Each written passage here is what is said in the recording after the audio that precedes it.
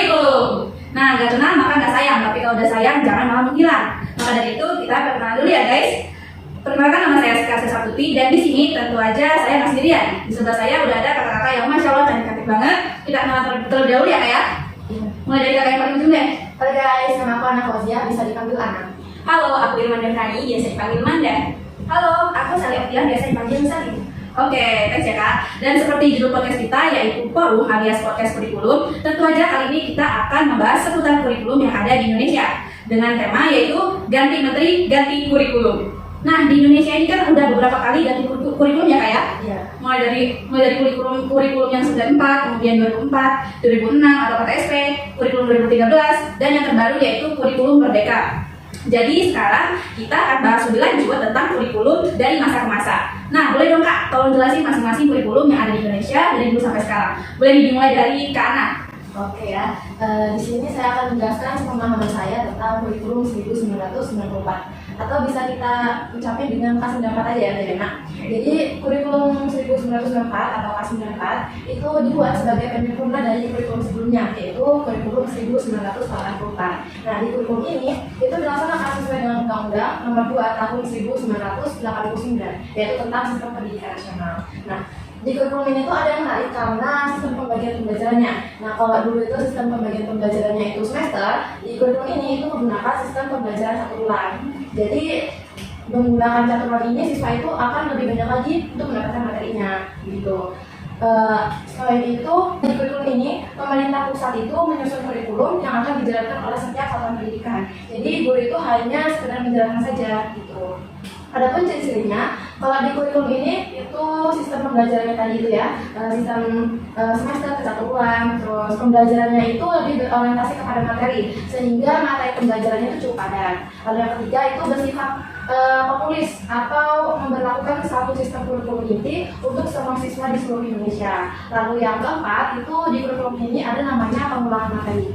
Jadi kalau ada siswa yang kurang paham terhadap suatu materi, jadi dilakukan sebuah pengulangan materi sehingga siswa itu akan memahami materi tersebut. Lalu yang kelima, ciri-cirinya itu proses pembelajarannya itu menggunakan teacher center atau guru serta guru gitu. Nah, untuk strukturnya sendiri, kalau di kurikulum ini tuh horizontal yang berisi tentang tujuan, materi pembelajaran, evaluasi, dan sarana-prasarana. Nah, di kurikulum ini juga materi pembelajarannya itu dibagi menjadi 10, yaitu ada PPKN, ada agama, bahasa Indonesia, matematika, IPA, IPS, kerajinan tangan dan kesenian, PJOK, bahasa Inggris, dan yang lain ada mata lokal. Gitu. Nah, di kurikulum ini kalau nggak salah ya, pendidikan dasarnya itu diwajibkan selama 9 tahun. Jadi di kurikulum ini itu lebih menekankan pada kemampuan dasar peserta didik, yaitu dengan memberikan alokasi waktu yang lebih pada mata pembelajaran bahasa Indonesia dan juga matematika. Nah, karena tadi itu kurikulum ini kan banyak materinya nih, jadi ada beberapa problem-problem di kurikulum ini, yaitu yang pertama dari beban pembelajarannya. Nah, kalau di kurikulum ini tuh beban pembelajaran siswanya itu terlalu berat karena banyak mata pelajaran tadi, sehingga menurut saya siswa di sini tuh kurang aktif dalam pembelajaran. Lalu yang kedua, materi pembelajarannya. Materi pembelajaran di kurikulum ini dianggap terlalu sukar atau terlalu sulit karena tadi ya lebih menekankan ke materi. Jadi menurut saya kalau untuk tingkat perkembangan siswanya itu akan semakin sulit karena materinya seharusnya itu harus materi yang mencakupi apa yang sesuai dengan siswa tersebut. Lalu yang ketiga, proses pembelajarannya. Proses pembelajarannya itu masih bersifat klasikal atau masih berpusat pada guru, sehingga interaksi antara guru dan siswa itu masih kurang. Terus yang keempat tentang evaluasi atau sistem penilaiannya. Menurut saya evaluasi di kurikulum ini masih tergolong klasik juga karena di sini tuh masih menggunakan kemampuan kognitif di mana siswa itu mengerjakan soal-soal yang ada yang dijelaskan oleh guru itu. Jadi untuk perkembangannya akan semakin sulit dan siswa hanya akan berpacu pada nilai saja gitu. Nah, dari permasalahan-permasalahan inilah akhirnya pemerintah mengembangkan kurikulum terbaru yaitu kurikulum 2004 atau bisa kita kenal dengan KBK, kurikulum berbasis kompetensi. Oke, jadi kalau dia kurikulum 94 ini masih kayak dasar sekali ya kayak untuk pelajarannya, jadi untuk murid-muridnya juga masih mengandalkan materi dari guru sekali ya kayak. Oke kan, selanjutnya tadi kata Kak Ana ada kurikulum yang dikembangkan selanjutnya yaitu kurikulum 2004. Nah, menurut Kak Amanda nih, bagaimana sih kurikulum 2004 itu? Baik, jadi kurikulum 2004 atau kita sebut dengan KBK, kurikulum berbasis kompetensi ini, kita tahu bahwa kurikulum ini pengganti dari kurikulum 1994. Nah, kurikulum ini merupakan suatu program pendidikan berbasis kompetensi yang harus mengandung 3 unsur pokok. Yang pertama, kompetensi sesuai spesifikasi. Yang kedua, indikator-indikator evaluasi untuk menentukan keberhasilan pencapaian kompetensi. Dan yang ketiga, pengembangan pembelajaran. Nah, kurikulum ini dibentuk untuk inovasi kurikulum, kemunculannya seiring dengan munculnya semangat reformasi pendidikan, tuntutan kebutuhan masyarakat dalam dimensi globalisasi dan kemajuan teknologi yang besar. Adapun kebijakan kurikulum 2004 ini yaitu diarahkan untuk mengembangkan pengetahuan, pemahaman, kemampuan, sikap, nilai, dan minat peserta didik agar dapat melakukan sesuatu dalam bentuk kemahiran, ketetapan, keberhasilan dengan tanggung jawab. Adapun ciri-ciri dari kurikulum 2004 ini, yang pertama, menekan pada ketercapaian kompetensi siswa baik secara individual maupun klasikal. Yang kedua, berorientasi pada hasil pembelajaran atau learning outcomes dan keberagaman. Yang ketiga, penyampaian pembelajaran menggunakan pendekatan dan metode yang bervariasi. Dan yang terakhir, sumber belajar bukan hanya guru tetapi juga sumber yang memenuhi unsur edukatif. Adapun struktur kurikulum 2004, kelas 1 dan kelas 2 menggunakan pendekatan tematik dengan alokasi waktu 27 jam per minggu, 1 jam pelajaran tatap muka 35 menit. Sedangkan kelas 3 dan kelas 4 menggunakan alokasi waktu 31 per minggu, 1 jam pelajaran tatap muka 45 menit. Kelas 3 menggunakan pendekatan tunggal sesuai dengan mata pelajaran dalam struktur kurikulum, sedangkan kelas 4 dapat menambahkan mata pelajaran bahasa Inggris. Nah, dari penjelasan tersebut terdapat permasalahan mengenai kurikulum 2004. Yang pertama, masih banyak guru yang belum mengikuti diklat kurikulum 2004. Yang kedua, masih syarat dengan materi sehingga ketakutan guru akan dikejar-kejar materi seperti yang terjadi pada kurikulum 1994. Yang ketiga, pemerintah pusat dalam hal ini Departemen Pendidikan Nasional masih terlalu intervensi terhadap kewenangan sekolah dan guru untuk mengembangkan kurikulum 2004. Yang keempat, masih belum jelas pengertian kompetensi sehingga ketika diterapkan pada standar kompetensi kelulusan belum terlalu aplikatif. Dan yang terakhir, adanya sistem penilaian yang belum begitu jelas dan terukur. Kemudian kurikulum ini diganti lagi menjadi kurikulum 2006. Jadi dari yang kurikulum 2000 tadi kan berarti banyak permasalahan yang munculnya dari guru ya yang susah untuk menerapkan kurikulum 2004 ya. Nah terus kan akhirnya pemerintah mengeluarkan kurikulum yang terbaru lagi nih, kurikulum 2006 atau KTSP. Nah menurut Kak Sally gimana nih kurikulum 2006 ini? Baik, untuk kurikulum 2006 ini hampir mirip dengan kurikulum 2004, tapi perbedaannya terletak pada kewenangan dalam penyusunannya, yaitu mengacu pada jiwa dari desentralisasi sistem pendidikan Indonesia. Pada kurikulum 2006 ini, pemerintah pusat menetapkan standar kompetensi dan kompetensi dasar. Kita sebagai guru itu dituntut untuk mampu mengembangkan sendiri silabus dan penilaian sesuai kondisi sekolah dan daerahnya. Hasil pengembangan dari semua mata pelajaran ini dihimpun menjadi sebuah perangkat.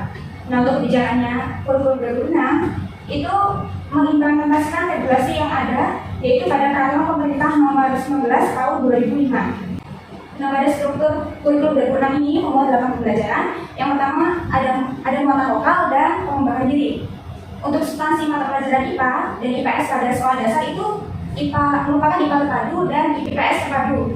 Pada pembelajaran kelas 1 itu dilaksanakan pendekatan tematik, sedangkan pada kelas 4 dan 6, kelas 4 sampai dengan 6 itu dilaksanakan melalui pendekatan mata pelajaran. Nah, untuk jam pembelajarannya untuk setiap mata pelajaran dialokasikan sebagaimana tertera dalam struktur kurikulum 2006. Untuk satuan pendidikan itu dimungkinkan menambah maksimum 4 jam pembelajaran per minggu secara keseluruhan. Nah, untuk alokasi waktu 1 jam pembelajaran itu adalah 35 menit. Untuk minggu efektif dalam 1 tahun pembelajaran itu terdiri dari 2 semester, yaitu terdiri dari 24 sampai 28 minggu, Kak. Nah, untuk program pembelajarannya itu ada silabus dan RPP. Pada silabus ini merupakan penjabaran dari standar kompetensi dan kompetensi dasar ke dalam materi pokok pembelajaran, kegiatan pembelajaran dan indikator pencapaian kompetensi untuk penilaian.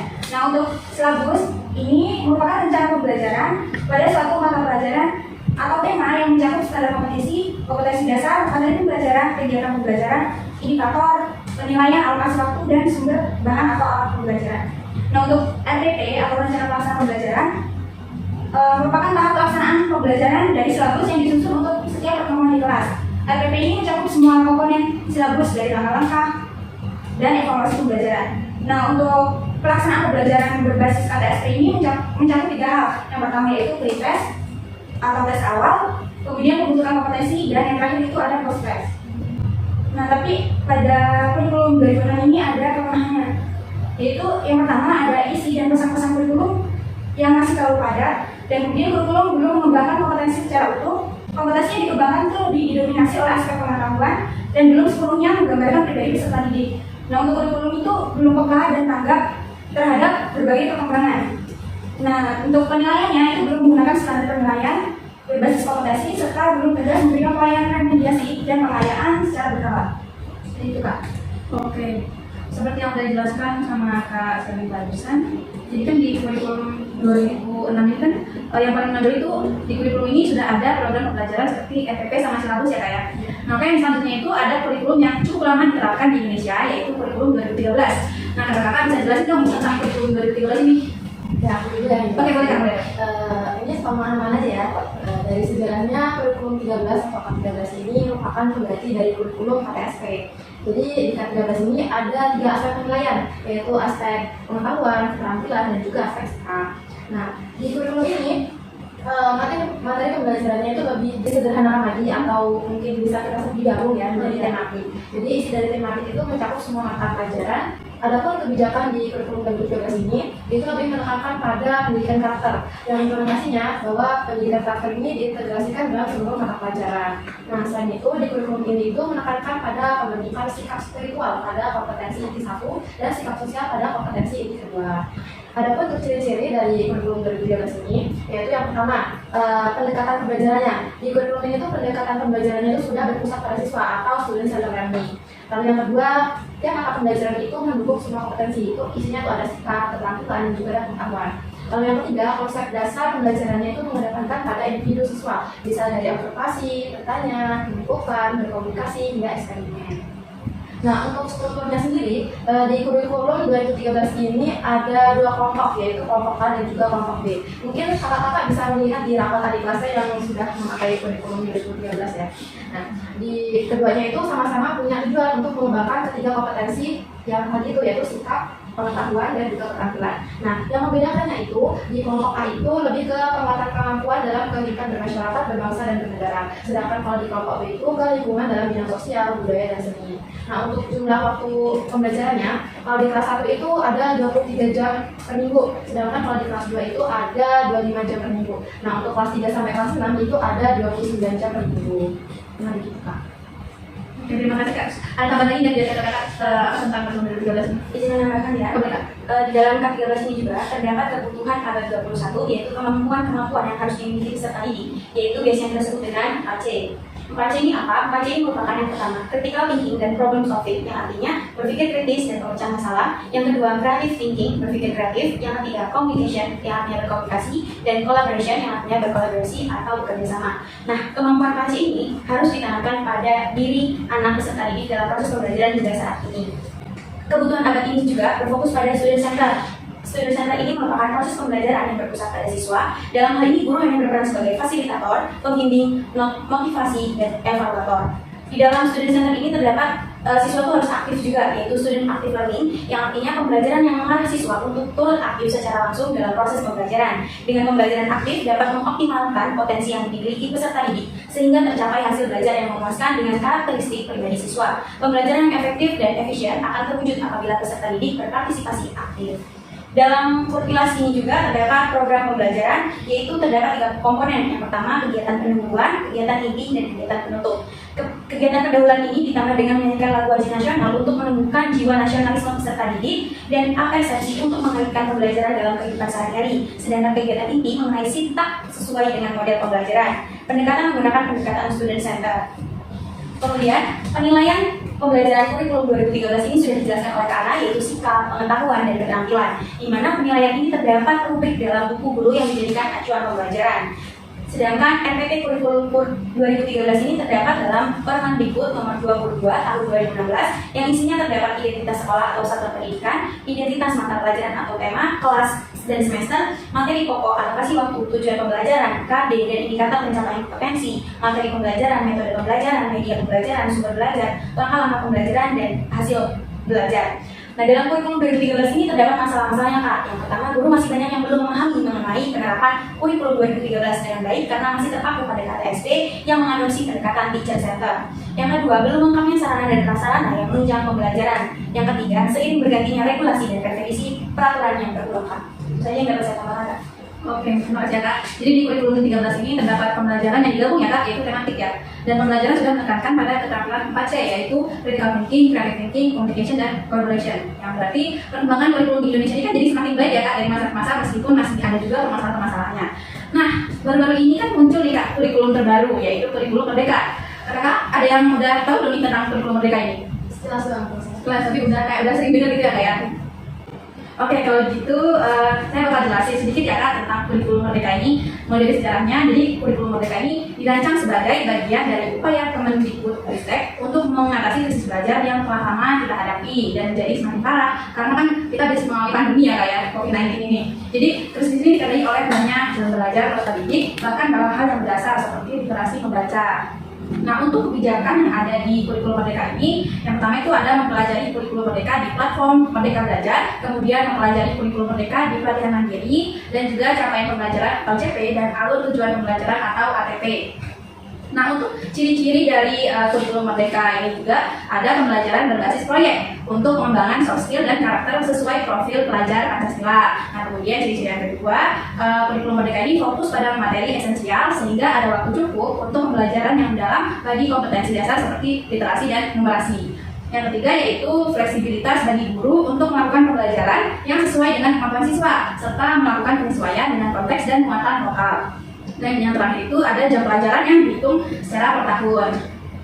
Nah, untuk struktur dari kurikulum Merdeka ini terdiri dari kegiatan intrakurikuler, proyek penguatan profil pelajar Pancasila, dan ekstrakurikuler. Nah, alokasi jam pelajaran pada struktur kurikulum ini dituliskan secara total dalam 1 tahun Kak, dan dilengkapi dengan saran alokasi jam pelajaran jika disampaikan secara reguler atau mingguan.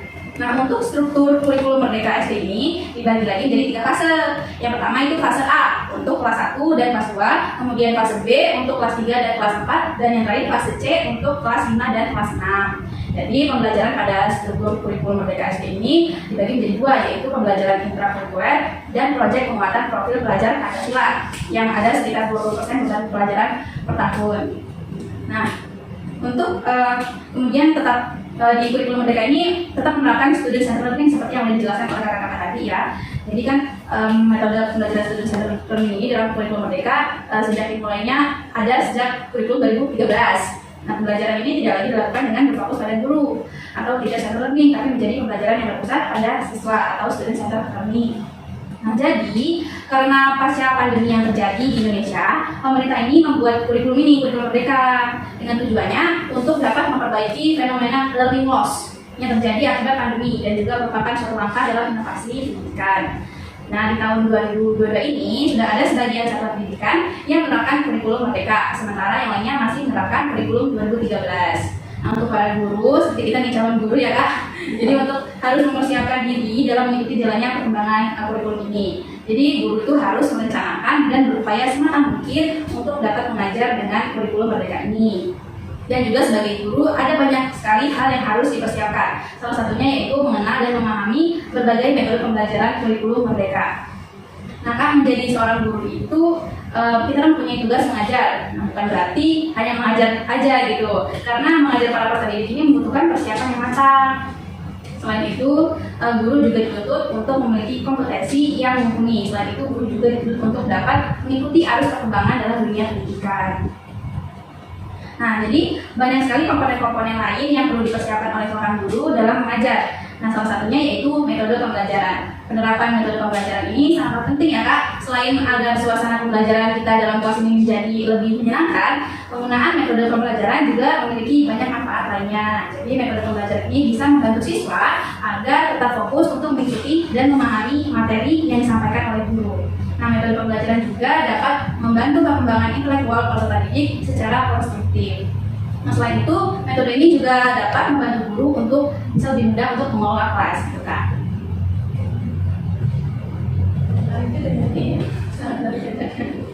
Kurikulum Merdeka ini tetap ada permasalahan juga Kak. Namanya juga kurikulum baru ya Kak ya. Jadi ada banyak masalah-masalah kurikulum dan pembelajaran yang dialami oleh sekolah-sekolah di Indonesia dalam penerapan kurikulum Merdeka ini. Jadi diantaranya itu guru tuh kurang berpartisipasi dalam pengembangan kurikulum. Kemudian biaya yang tidak sedikit dikeluarkan untuk pengembangan kurikulum Merdeka ini Kak. Dan juga para murid yang sedikit kesulitan dengan perubahan cara belajar kurikulum Merdeka yang lebih sering membuat para murid melakukan presentasi daripada memperhatikan penjelasan guru. Nah, masalah-masalah itu turut andil dalam permasalahan pengembangan kurikulum di sekolah-sekolah gitu. Nah, dan juga para murid di Indonesia ini banyak yang merasa kalau kurikulum merdeka ini seperti menambah kesulitan gitu dalam kegiatan pembelajaran. Karena biasanya kan mereka dibagi jadi jurusan IPA dan IPS tuh. Nah, pembelajarannya juga berfokus pada materi yang memang pada bidangnya gitu. Tapi sekarang harus dicampur menjadi IPAS gitu. Jadi IPA sama IPS dicampur sekarang. Nah, untuk mencapai tujuan dari pengembangan kurikulum, sepertinya kita juga perlu memahami berbagai masalah juga dalam pengembangan kurikulum yang ada di kurikulum merdeka ini kan Kak. Lalu kita juga harus bisa menyesuaikan keadaan diri dan juga dari para murid dengan cara yang dapat diterima oleh para murid. Nah, dari penjelasan kita tadi, sekarang saya mau nanya nih Kak, dari semua kurikulum yang udah kita Indonesia terapin dari tahun 94 sampai sekarang, kira-kira kurikulum mana sih yang paling cocok diterapkan di Indonesia untuk sekarang ini? Gimana dari Manda ya? Kalau menurut pendapat Manda, kurikulum yang cocok diterapkan di negara Indonesia yaitu kurikulum merdeka. Kenapa? Karena dalam kurikulum ini struktur pembelajaran itu lebih fleksibel karena guru dan sekolah bisa menentukan jam pelajaran per minggu karena targetnya dipenuhi 1 tahun agar bisa matang dimengerti siswa. Kemudian kurikulum merdeka ini juga memberikan keluasan kepada guru untuk menggunakan berbagai perangkat ajar sesuai dengan kebutuhan dan karakteristik peserta didik. Baik, itu saja pendapat saya. Oke, terima kasih Kak Amanda. Terus ada kakak yang lain, gimana nih pendapatnya? Aku dulu ya. Oke, boleh Kak. Sebenarnya soal cocok tidak cocok, sebenarnya tuh semua kurikulum itu sama ya, tujuannya untuk mencerdaskan bangsa Indonesia. Iya, betul Kak. Pernyataan itu terjadi karena Indonesia ini ingin menciptakan kurikulum yang bagus, sehingga kalau namanya pergantian kurikulum karena menteri itu ya wajar-wajar aja menurut saya.